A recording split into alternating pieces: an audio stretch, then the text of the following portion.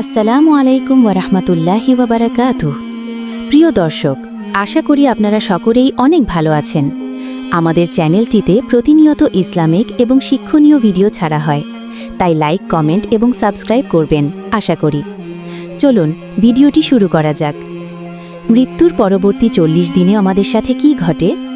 আপনি কি কখনো মুহূর্তের জন্য থেমে ভেবে দেখেছেন একদিন আপনার চোখ বন্ধ হবে এবং আর কখনোই খুলবে না? আপনি আপনার প্রিয়জনদের কণ্ঠস্বর শুনতে পাবেন, কিন্তু আপনার ঠোঁট আর সাড়া দেবে না। সেই নিস্তব্ধতায় আপনার শরীর পৃথিবীতেই রয়ে যাবে, যখন আপনার আত্মা এমন এক জগতের পথে যাত্রা শুরু করবে যা দৃষ্টির অগোচরে, যেই জগৎ কেবল স্রষ্টাই জানেন। এই পর্বে আমরা একসাথে বারজাখের রহস্যময় জগতে প্রবেশ করব, এমন এক পর্যায়ে যার মুখোমুখি প্রতিটি আত্মাকেই একদিন হতে হবে। আমাদের প্রিয় নবী এই অদৃশ্য জগৎ সম্পর্কে ইঙ্গিত দিয়েছেন, জীবন, মৃত্যু এবং পুনরুত্থানের মধ্যবর্তী এক যাত্রা। আধুনিক প্রযুক্তি এবং হৃদয়স্পর্শী বর্ণনার মাধ্যমে আমরা এই মুহূর্তগুলোকে জীবন্ত করে তুলেছি, যাতে আপনি চিন্তা করতে পারেন যে প্রকৃতপক্ষে কী অপেক্ষা করছে। প্রতিটি আত্মাকেই মৃত্যুর স্বাদ গ্রহণ করতে হবে, এবং যখন নির্ধারিত সময় আসবে, কোনো হৃদয়ই তা বিলম্বিত করতে পারবে না, এমনকি একটি শ্বাস ফেলার জন্যেও নয়। আপনি কি কখনো নিজেকে প্রশ্ন করেছেন যে জীবনের সেই শেষ মুহূর্তগুলোতে আসলে কি ঘটে? যখন হৃৎস্পন্দন থেমে যায়, যখন আত্মা জীবিত জগৎ এবং অদৃশ্য জগতের মাঝে ঝুলে থাকে, তখন সে কি অনুভব করে? বাস্তবতা কল্পনার চেয়েও অনেক বেশি গভীর। আল্লাহর নির্ধারিত ঠিক সেই মুহূর্তে মৃত্যুর ফেরেশতা বা মালাকুল মাউত উপস্থিত হন। তিনি মহিমান্বিত, অদৃশ্য, তবুও তার উপস্থিতি অস্বীকার করার উপায় নেই। তার পেছনে থাকেন করুণার ফেরেশতারা, যারা উজ্জ্বল ও দীপ্তিময়, এবং শক্তির ফেরেশতারা, যারা ভীতি জাগানিয়া ও কঠোর। আত্মা শরীর থেকে বিচ্ছিন্ন হতে শুরু করে। একজন বিশ্বাসী বা মুমিনের জন্য করুণার ফেরেশতারা উজ্জ্বল মুখ নিয়ে অবতরণ করেন, জান্নাত থেকে আনা কাফন এবং কস্তুরীর চেয়েও সুমিষ্ঠ সুগন্ধি নিয়ে। তারা আত্মাকে মৃদু স্বরে ডাকেন এবং আল্লাহর করুণার দিকে আহ্বান জানান। আত্মা প্রশান্তি এবং আলোর আলিঙ্গনে শরীর ছেড়ে ধীরে ধীরে উপরে উঠে যায়। আর যারা গাফেল, অহংকারী এবং অবাধ্য, তাদের জন্য ফেরেশতারা কঠোর মুখ নিয়ে আসেন। তাদের কণ্ঠস্বর আত্মাকে শরীর ত্যাগ করার আদেশ দেয়, কিন্তু এই বিচ্ছেদ হয় অত্যন্ত যন্ত্রণাদায়ক। আত্মার প্রতিটি অংশ একটি অবহেলায় কাটানো জীবনের পরিণাম অনুভব করে। এই প্রথম মুহূর্তগুলোই বারজাখের সূচনা, সেই গোপন, অদৃশ্য জগৎ। আত্মা সচেতন থাকে, তবুও সে আর ফিরে আসতে পারে না। সে প্রিয়জনদের অস্পষ্ট কান্না অনুভব করতে পারে, যা অনেক দূর থেকে ভেসে আসা শব্দের মতো মনে হয়। আল্লাহর নির্ধারিত নিয়তির চাদরে জড়ানো অবস্থায় সে তার যাত্রা শুরু করে। মুমিনের আত্মা অস্তিত্বে অদৃশ্য স্তরগুলো ভেদ করে উপরে উঠতে থাকে। প্রতিটি দরজায় ফেরেশতারা তাকে সম্মান ও উষ্ণতার সাথে স্বাগত জানান, কিন্তু অবাধ্য আত্মা প্রত্যাখ্যাত হয়। আকাশের দরজাগুলো তার সামনে বন্ধ হয়ে যায়, এবং তাকে স্মরণ করিয়ে দেওয়া হয় যে তাকে সেই মাটিতেই ফিরে আসতে হবে যা থেকে তাকে সৃষ্টি করা হয়েছিল। এই বাস্তবতাই প্রতিটি মানুষের জন্য অপেক্ষা করছে। প্রতিটি কাজ, প্রতিটি কথা এবং প্রতিটি উদ্দেশ্য মৃত্যুর পর সেই প্রথম মুহূর্তগুলোতে আত্মার সাথে সাক্ষাৎ করবে। বারজাখের সময় পৃথিবীর সময়ের মতো নয়। সেখানে সূর্যোদয় বা সূর্যাস্ত নেই। দিনগুলো পরিমাপ করা হয় চিন্তা, সচেতনতা এবং গন্তব্যের নৈকট্য দিয়ে। কবরে দুইজন ফেরেশতা মুনকার এবং নাকির উপস্থিত হন, যাদের উপস্থিতি অত্যন্ত প্রবল। তারা আত্মাকে প্রশ্ন করেন, তোমার রব কে? তোমার দিন বা ধর্ম কি? তোমাদের মাঝে যাকে পাঠানো হয়েছিল তিনি কে?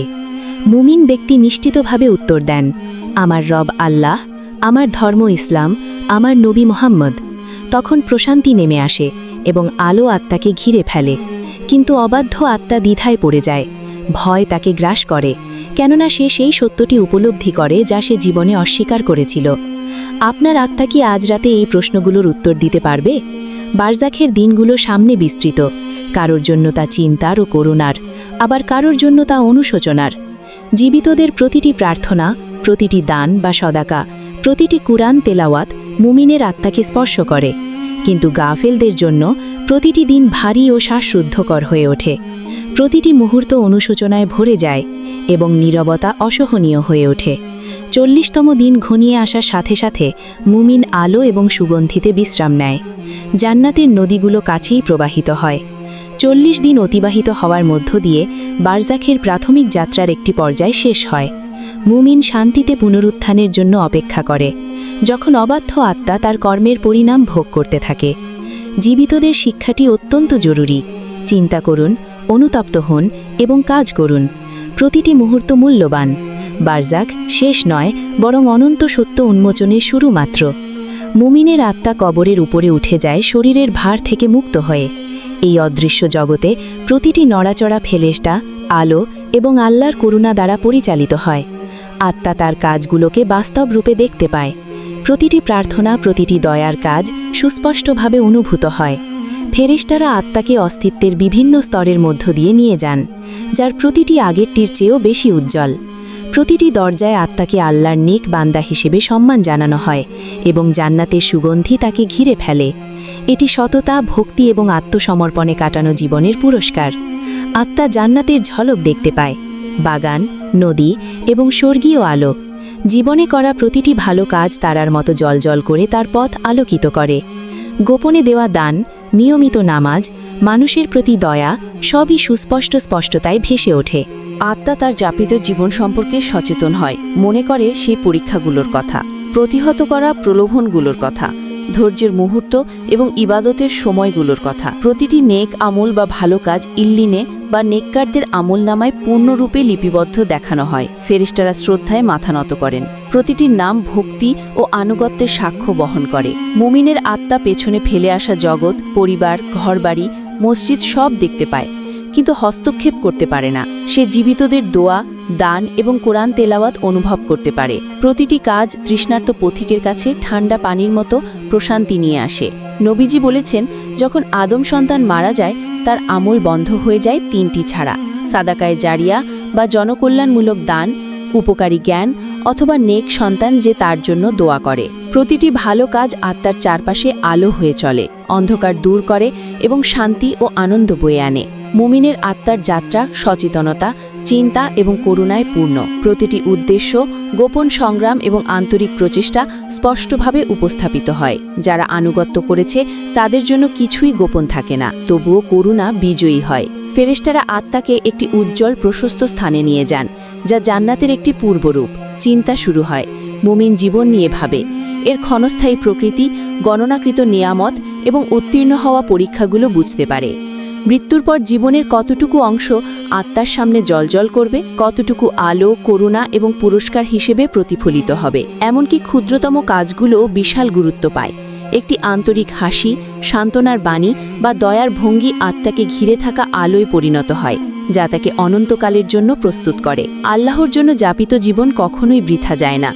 প্রতিটি সহ্য করা কষ্ট এবং প্রতিহত করা প্রলোভন কল্পনার অতীত পুরস্কারে ভূষিত হয়।